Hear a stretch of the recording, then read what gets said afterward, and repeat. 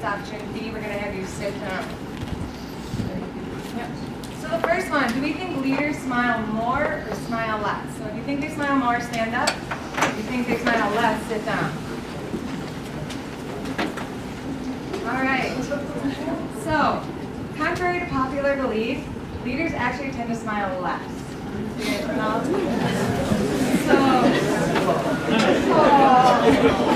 So smiling is actually a subordinate behavior, trying to telling people that you're not threatening their power, you're agreeable. So leaders tend to, by just standing there, their presence kind of shows you that power alone. And then also with the smiling one, women actually smile 87% of the time, where men only smile 67% of the time in public and interaction. So politics, they actually tell women in politics to talk slower, talk in a lower tone of voice, and to not smile. It kind of gives them more power. All right, leaders, do you think they interrupt or don't interrupt? So stand up if you think leaders interrupt. Sit down if you think they don't. Be brave! Be brave! All right. They interrupt. Yep, so those of you standing aren't correct. So what happens is leaders tend to interrupt, but it's almost an accident. When they talk, people just naturally kind of quiet down. So if you're in a social situation, you're networking, you're in happy hour, you're in a one-on-one, if you're talking to someone you notice they keep interrupting you, you can kind of joke with them a little bit and just be like, gosh, I can't get a word in with you. I am that person. I interrupt a lot. And so, because a lot of times, they don't even know they're doing it. So don't be afraid to take a leader kind of out of their element and call them out on that. All right, do you think they hold eye contact more? Or do you think a leader holds eye contact less? Stand up if you think it's more. All right, so this is kind of a trick question, so it's kind of both. So leaders, when they're talking, they will tend to hold eye contact more. When you're talking to them, they're going to hold it less. So again, if you're in that situation, you kind of want to take them out of their natural state. So eye contact actually breeds trust. If you're trying to get an idea across, if you're trying to pitch something to them, you just want to stop and wait for them to kind of regain that eye contact and then continue talking. If you want them to really be engaged and trust you more in your ideas, make sure you have that eye contact. All right, do leaders nod when they speak or hold their heads still? So if you think, when anyone's talking, when they speak or when you speak, are they sitting there and agreeing with you the whole time and nodding, or are they just kind of still? All right, so leaders hold their heads still. So I actually laughed, I just took the Engage certification to be the Engage trainer, and the first thing Nikki Jones says is stand like this when you're presenting. This is the power stance. You don't want to be walking back and forth, you want to be still. So leaders, if you're standing still and tall and proudly, those are more of the leadership stances. They're not doing the bobblehead. And so just to reiterate, a leader can be anyone. It can be anyone in this room, right? It's the posture that you hold. It's who you are, right? It's not by title alone. Okay? So, we're all leaders. So if you are a person, you're leader, when you're contently listening, you kind of go like this when you don't even know you're doing it. Is that bad? No, yeah, and you're also showing just that you're engaged in the conversation and your agreement. Yes. But sometimes I find myself doing it and I'm just doing But you know what that is actually a great sign of? Level 2 listening, right? Where you are engaged with whoever's speaking or what's going on. So you might be nodding, Karen. You might even be going, yeah. Right? That's level 2 listening. So you're good. Okay. One thing we have that I didn't put in here either that during my research for this is eyebrows. When you're talking to someone, you want to watch their eyebrows. We kind of unconsciously, right? You move our eyebrows, and when something's really engaging, like they raise, like, oh my God, great idea. So I was like, I'm going to start watching people's eyebrows. Okay. So now we're going to learn the importance of nonverbal cues from some friends.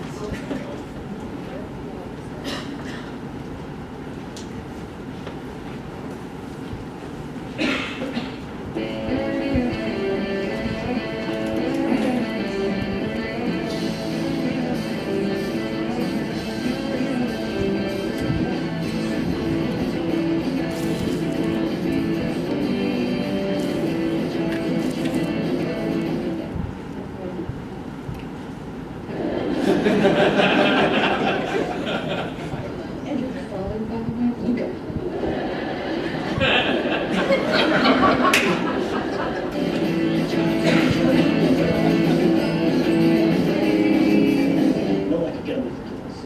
Well, I'm telling you.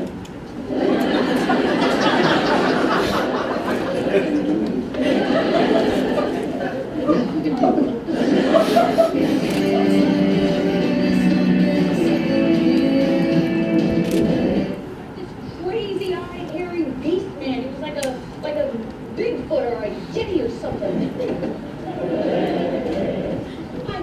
Just so you know, we didn't mean to call you. We actually thought you were like a Yeti or something. Hi. So you like to show there, better. What? Yeti? I'm Danny?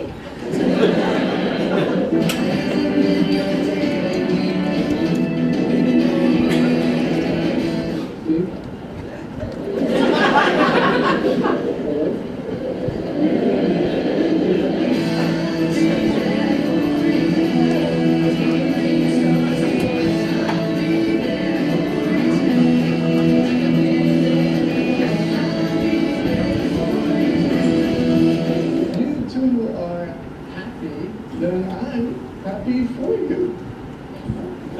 I'm fine. Absolutely. I'm fine. Totally fine. I don't know why it's going out all loud and squeaky.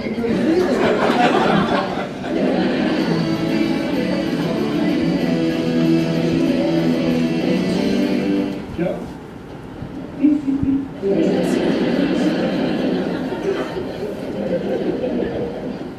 Well, I guess Joey went home. Oh, and look, there's still one box that I have to unpack.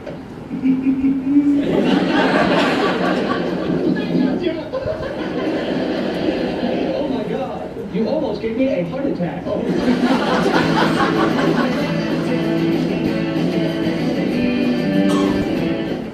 My best friend and my sister. I cannot believe this. Sorry, but it's true. I love you too.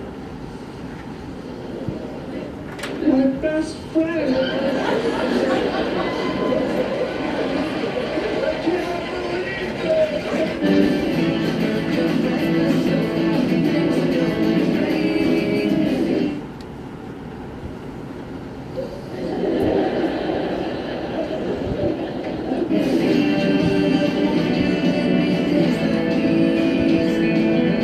Setting aside the fact that you accidentally picked up my grandmother's ring and you accidentally proposed to Rachel. People do this.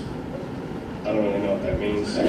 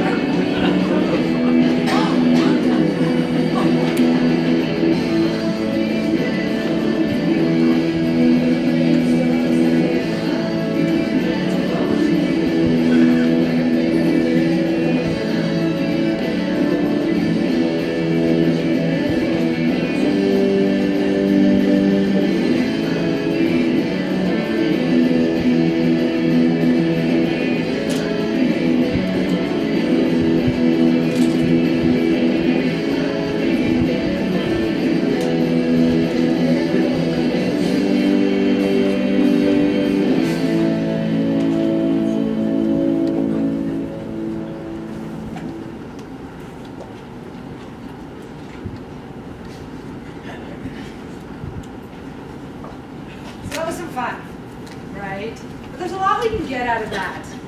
I know they're silly, but that stuff kind of happens. You know, that inflection, when you're uncomfortable and you start talking really fast, and right? These things just they naturally happen. That's what we're going to dive into now is really how our bodies are truth tellers. So we're going to kind of quickly go down through the pieces of our body.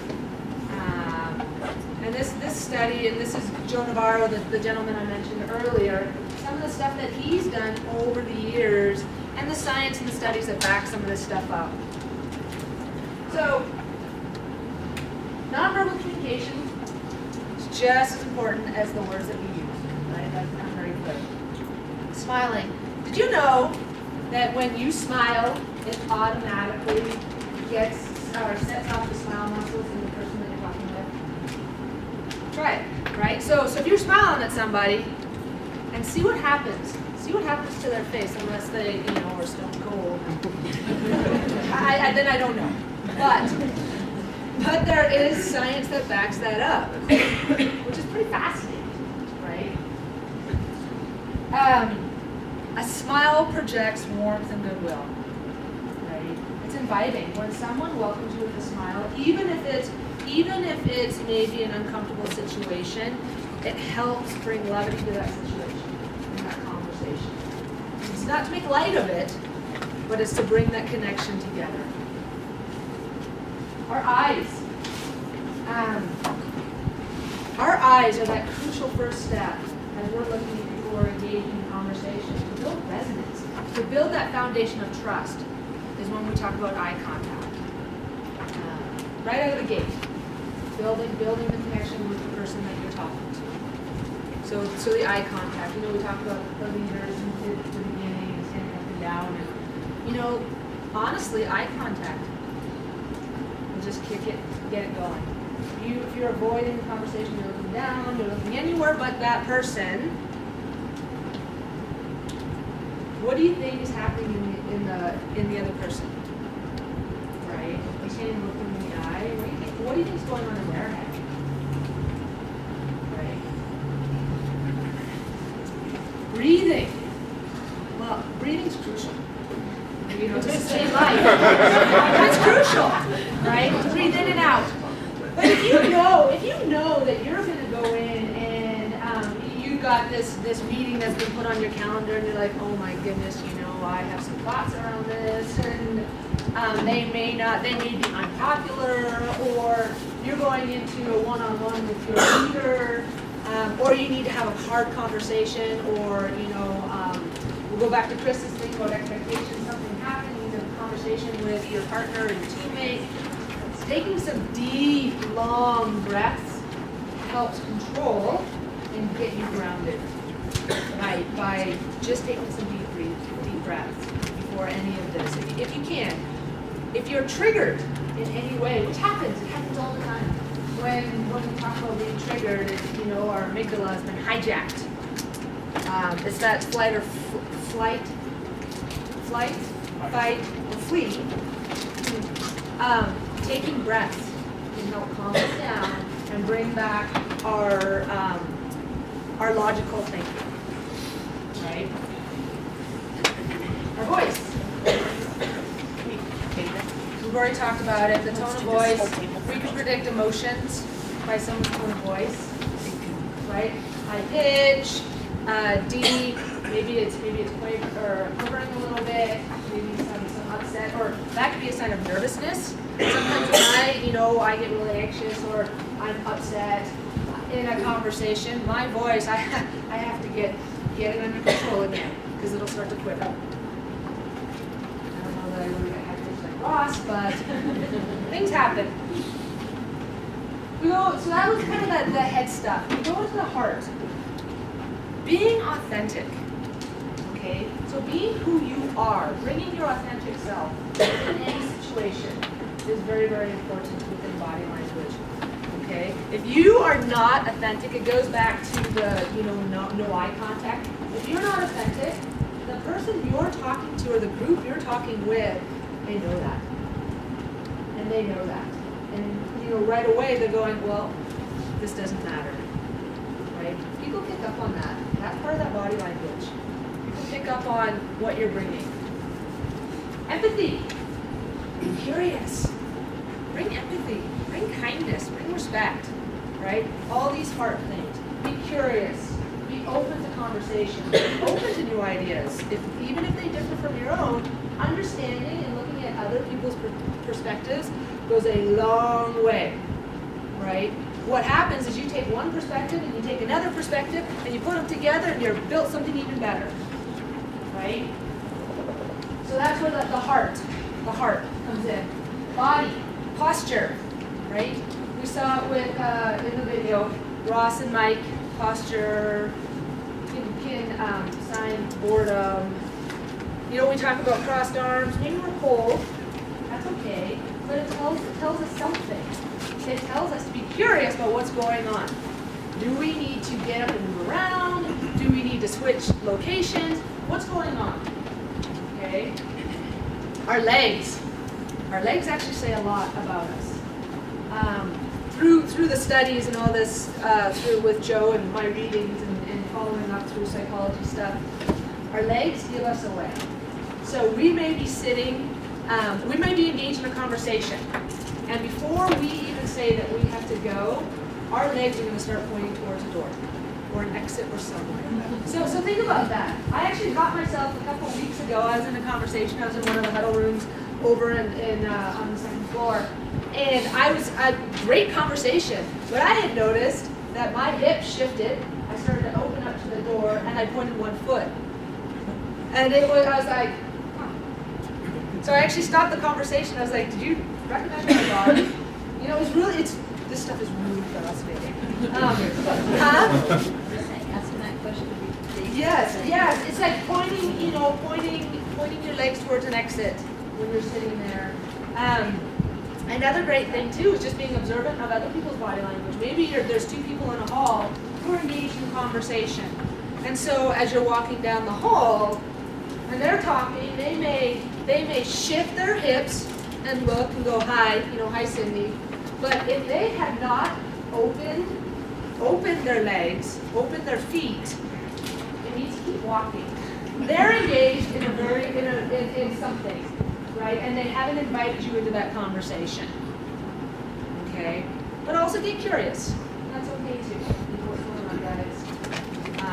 Whatever else. But body language, our bodies tell a lot of stuff.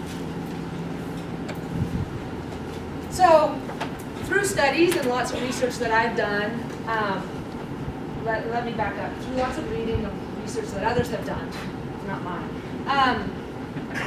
there is no single lie detector. We've all heard, well, if they're looking down to the left, they're lying. If they touch their nose, they're lying. If they touch their ear, they're lying. If they don't make eye contact, they're lying.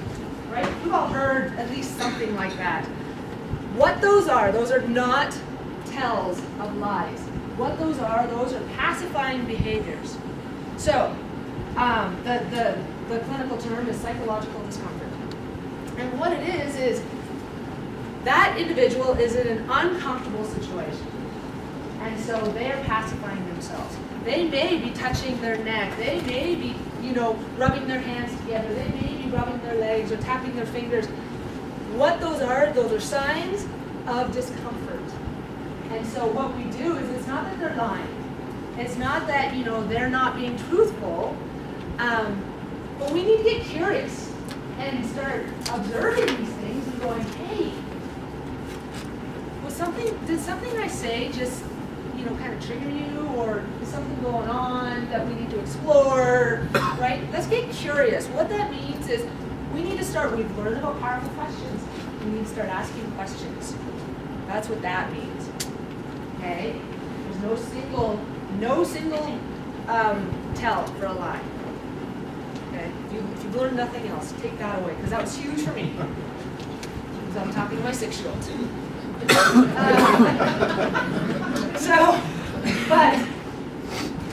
So these are just some funny things. Like, what is this normal you speak of? right? So anytime someone is in an abnormal situation and they're displaying abnormal displays, that's normal. Okay? Think about if through Joe Navarro's studies, he found over 200 cases where people have been convicted of crimes that they actually didn't commit. And in the police report, the investigator had said, well, they touched their nose, which was an indication of lying. And so these people were convicted based on some of these tells, right? So that's my question back to you. What if your life was on the line? Is that what you want someone to base this on, is because you touched your ear? Right? So think about that. If something is on the line, your life is on the line, or your reputation is on the line, is that what you want people to take away? Because, they're scratching their nose, or I tend to play with my fingers. That's a tell that I'm uncomfortable. Let's see.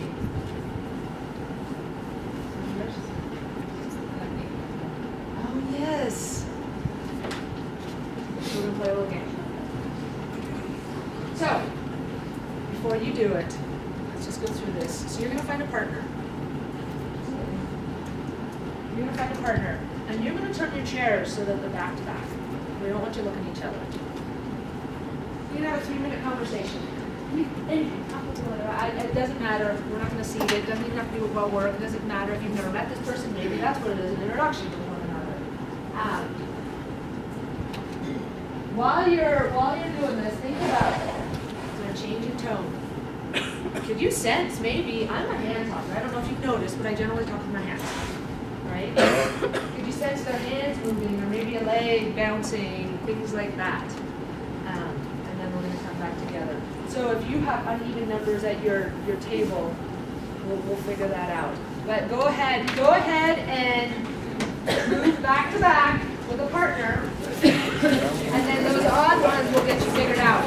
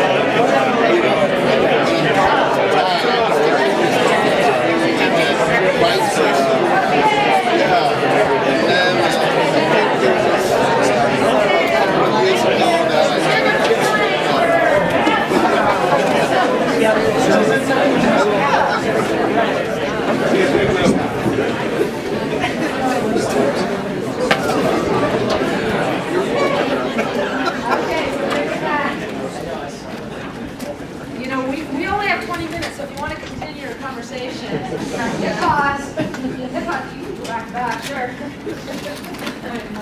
Okay, but hit pause and then you can continue during lunch. We're at social hour tonight. Or 2 hours tonight. Social 2 hours. Social event, so I can call it.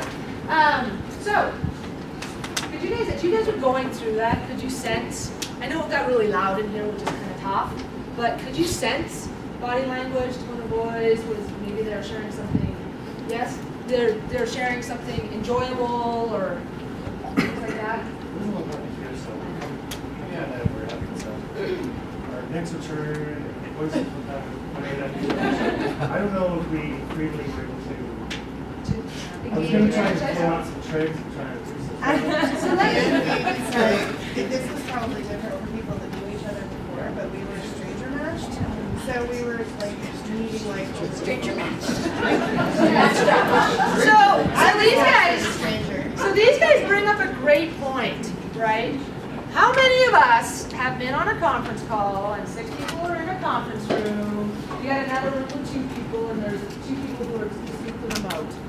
Does that maybe sound familiar and feel familiar from what, it's loud, maybe one room takes over the conversation and you're trying to get in, but people are talking over top of each other, right? And then the voice fails. And then the void fills, right? And so, What was like if there's a room camera and then everybody else is on their own individual camera, you can see the individuals of the room is like these tiny little heads. See what the room is doing. exactly. So you guys are bringing up some great points. Love it. You're feeding into how important body language truly is in our world, right? Being distributed, being across multiple locations, across multiple states and time zones. Even, right? And so I had the question, right? So what might be some of the consequences of not being able to see one another? Misinterpretation. I felt a little disengaged. Disengaged. What else? Any others out there? Multitasking. Were you on your phone while you were listening to it? There's some extra focus. So there's maybe some extra focus. You really have. A little bit harder to convey everything. There wasn't visuals, body language, so there was maybe just a focus on the voice. Maybe tuning into that level 2, even level 3 listening. The level 3 is a reminder that environmental listening, what you're hearing outside of the conversation, right? Maybe you guys heard Holly and I talking, or you heard some dishes clanging, whatever it might have been. But those might be some consequences of not being able to, or even benefits of seeing each other. It makes it tough. When we're looking at 55% is straight up just your body, your facial expressions, your shoulders, your whatever it might be, right? We lose a lot of that. So then we only get 45%. Alright, so like she said, distributed teams. So you have a lot of offices throughout the US, some of us work from home, so we communicate virtually a lot. So we're going to start talking about not only your nonverbal communication in person, but now your nonverbal communication that you have online and what reputation that builds. So it's important for us to build the reputation of accountability. So the first one, this clock here, being on time. We've all heard the old saying, if you're on time, you're already late. When you log onto the WebEx, I have a 10 o'clock meeting, and we understand some meetings run long, so you can't get there before, but be prepared. So you get there, you haven't turned your computer on yet, if you have to log in, find your phone, get your camera ready, now you're already late for the meeting. So being on time. And another thing with that, virtually, we have a lot of people, sometimes their pictures are blurry or spotty. Just a little tip, get rid of, if you have tabs open, anything in the background, exit out of all that before you get on the WebEx call, because what that does is that drags down your bandwidth, and that's why we're getting those to happen. The next one, if you say you're going to do something, then you must do it. Follow through with your commitment to build that reputation of accountability. Brendan just kind of talked about this as well, that transparency with your team. If you said you're going to do something and you can't do it, bring that up with your team. Be transparent. let them know, like, how can they assist you? Do we need to adjust what we're doing? Do we need to move on to a different project? And then respond regularly. There's no excuse for ignoring emails, especially if you're a remote worker. You kind of have to, if you work from home, you have to go a little bit above and beyond to kind of prove that you're working all the time, that you're available. I work from home, and I feel like I can never leave my computer. I feel like somebody's IMing me if I'm not like right there. They're like, well, should you watch your soap opera? Like, where's she at? So, being able to respond. And a lot of that is even just acknowledging the emails. If you get an email and you know you're busy, you can't get to it, just email back, say, hey, busy today, I'll be back to you tomorrow, or I need to look into this more, need to get some more information on it, but I will get back to you. Also then, the next one, to reduce confusion. Be specific in your emails and try to avoid shorthand. So, I have a coworker, we always laugh about this, so he likes to play video games, so he often, in IM or emails, will write shorthand.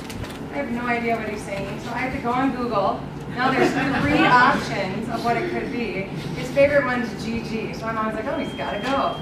Nope, it's good game. I'm like, when was the last time in the conversation you were like, good game?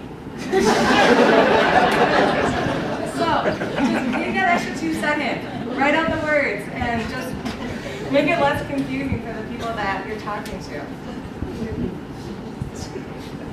So this next one, online, we have a lot of collaboration tools that we can use with our teams. So, a majority of our meetings are WebEx. We have cameras, turn them on. Right? We can see body language then. We can see facial expressions and the motions that people are doing.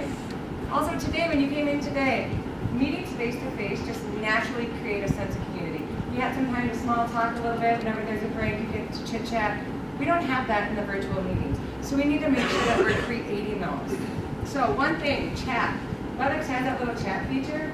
We're not using that enough. If you have your agenda, before you move on to the next item, just say, hey guys, is everyone okay with this? Anybody have any questions? Anything else we want to talk about? Can we move on to the next item? Throw up a yes or no in the chat. Our cameras are on. We can use that fist of 5. Are we ready to move on? Everyone good? So you just get that agreement right away as well. And then we're also making sure everyone's engaged. They're interacting. We're no longer accepting that silence is agreement.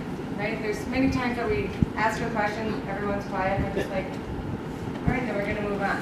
So make sure that you're building that interaction. Also, if you do have distributed teams that are everywhere, maybe you do on your daily stand-ups a weekly team building question. Here's the question of the week. Go up in the chat and answer it. What's your favorite color?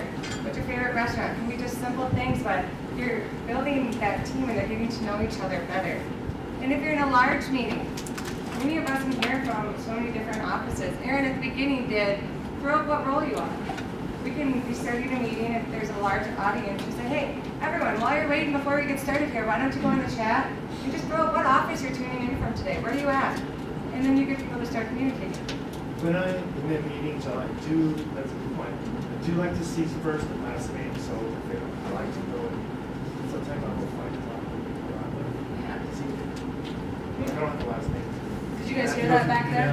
No. I can find it if I'm back here. No, so what Joe was just saying, when he's in a meeting, he likes to see first and last names, and it gives him an opportunity to go out to Outlook and see who you are, right? If you guys don't work regularly together, maybe what your role is, your department, whatever it might be, to help build that relationship, if you don't have time in the session. I think I think there are a lot now that Yeah. I feel like with the acquisition now, it's all a loop again. Like, where's everyone from? What did they do? Like, so yeah, but there's a lot of new faces, so it's a great opportunity for us all to start connecting more and get to know more about each other. And then another thing is PowerPoints. You notice today ours was very simple. We have a few pictures. It's not a presentation. There's a reason that we didn't just email you a presentation, right? So make sure that your PowerPoints, that they're visual age and that they're simple. Because when you're in WebEx, now it's confusing. Now you might be spending more time directing people where to look on the screen. And now they're also like, great, let's go to 30 minutes, I can't get that. Like, they could have sent me that. I could read that this means that you're mad at me or you're cold, So just use those collaborative tools. Good. you did, Holly. I'm good. Just that was a little precursor for checking in, right? So what do you do? So we can check in with one another too. That was just play going to this. But you know, if we're in and we're talking, we're in a session or a team or whatever, and maybe we'll be going on for an hour or whatever. Check in. Hey guys, what's the weather out there?